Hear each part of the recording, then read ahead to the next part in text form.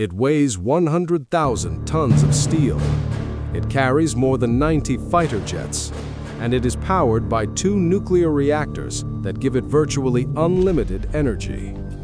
This is the USS Abraham Lincoln, the pride of the United States Navy, a floating fortress that many consider untouchable.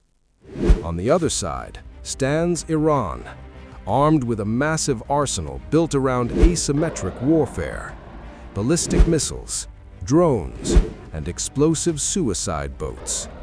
The question military analysts are asking is not whether Iran wants war, but if war breaks out, does Tehran actually have the capability to sink this floating beast?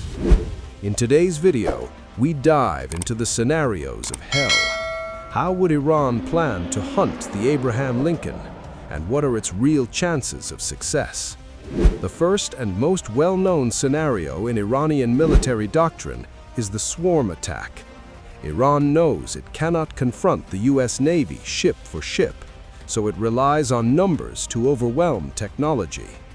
Imagine hundreds of small, fast attack boats, packed with explosives and armed with short-range missiles, all rushing toward the Abraham Lincoln at once from multiple directions.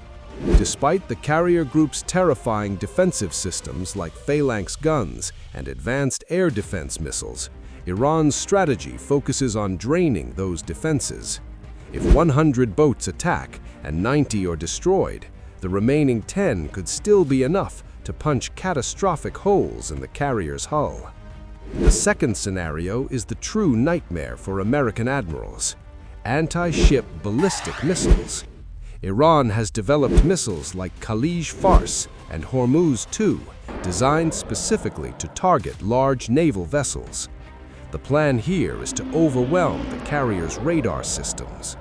A coordinated strike combining cruise missiles that skim the sea surface to evade radar and ballistic missiles diving from the sky at extreme speeds. And then there are the drones. Swarms of Shahed suicide drones could be used as decoys to distract American air defenses, clearing the way for heavier missiles to deliver the killing blow. A single precise hit on the flight deck may not sink the carrier, but it could turn it into a massive floating piece of steel, unable to launch aircraft. In military terms, this is known as a functional kill. The third scenario relies on geography. The Strait of Hormuz is extremely narrow at certain points. This is where naval mines and Iran's small Ghadir-class submarines come into play.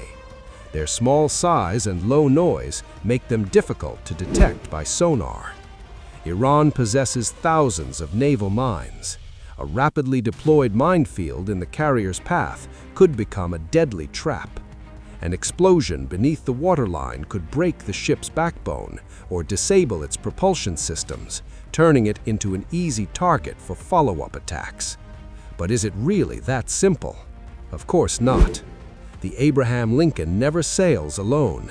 It moves as part of a powerful strike group.